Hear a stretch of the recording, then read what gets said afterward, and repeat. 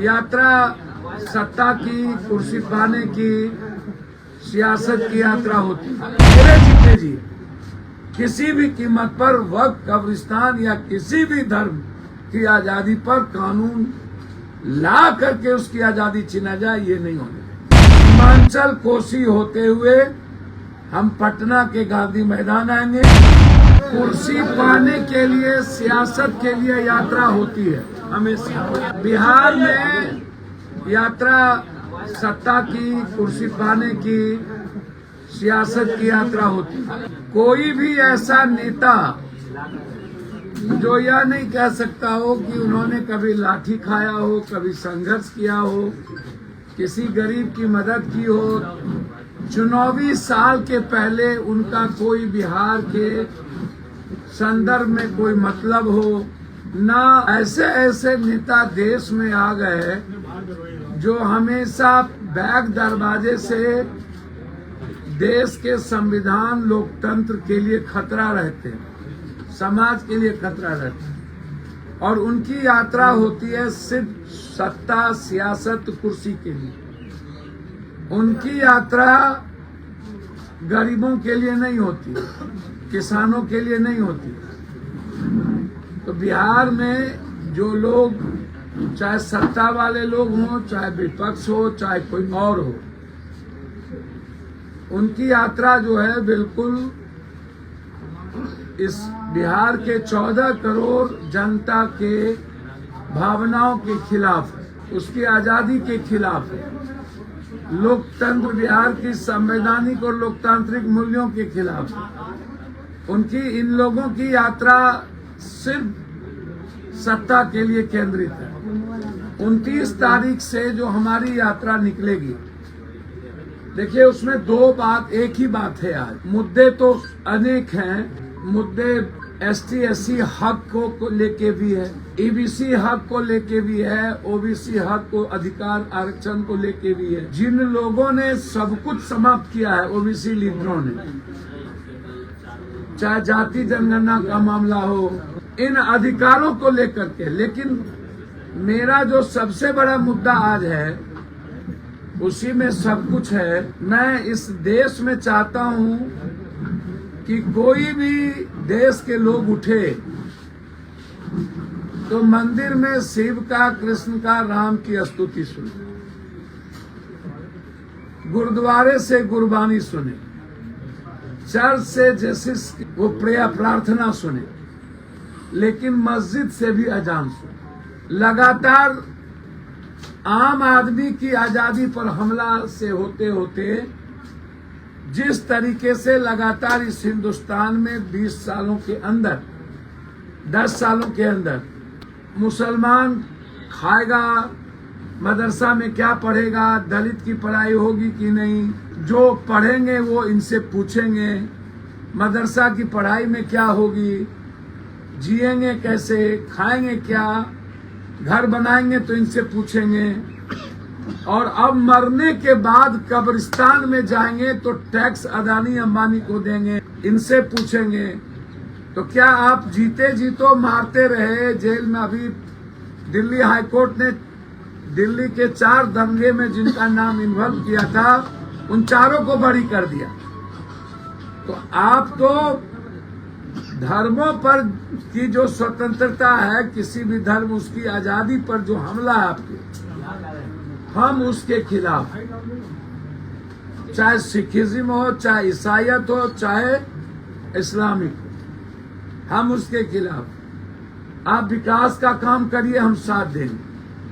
आप बिहार को विशेष राज्य, विशेष पैकेज दीजिए, हम आपके साथ खड़े रहेंगे। बिहार के युवाओं को आप नौकरी दीजिए, खड़े रहेंगे। अग्निवीर खत्म करिए, खड़े रहेंगे। किसानों के अधिकार की बात करिए, खड़े रहेंगे।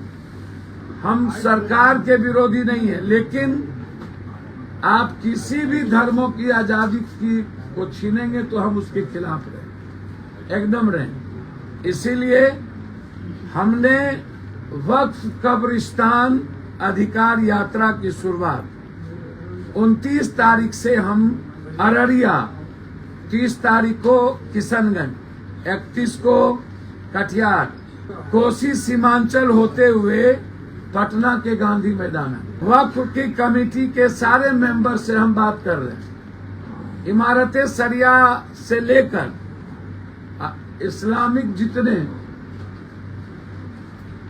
इदारा हैं, मिल्ली काउंसिल से लेकर के सब इदारे के जो चीफ है उनसे मेरी बातचीत हुई है।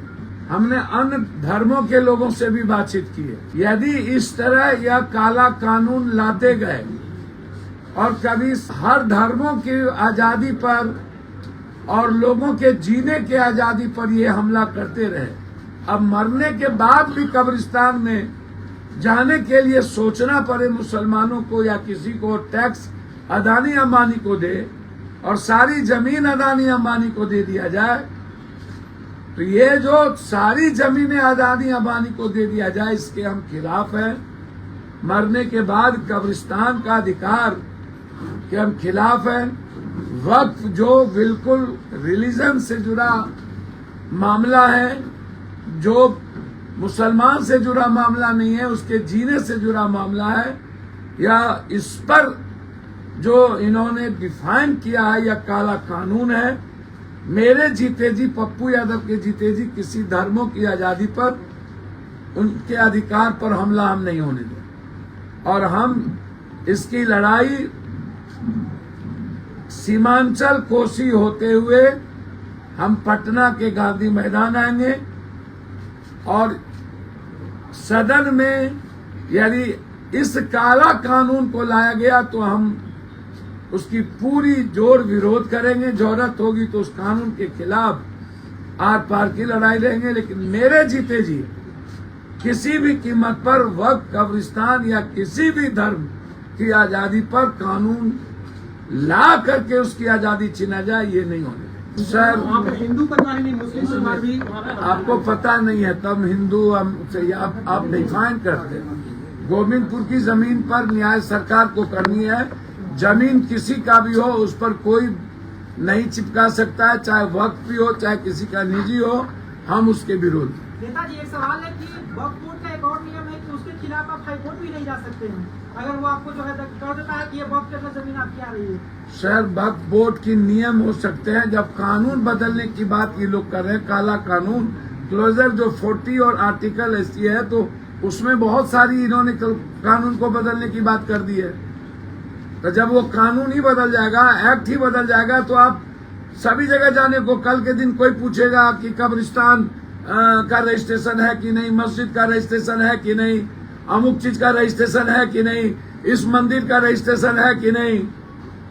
तो अब मंदिर और धर्म में भी जब कोई मेला लगता है, दुर्गा पूजा, काली पूजा, कोई भी चीज, तो शांति समिति की बैठक, अरे भैया जीने दो ना।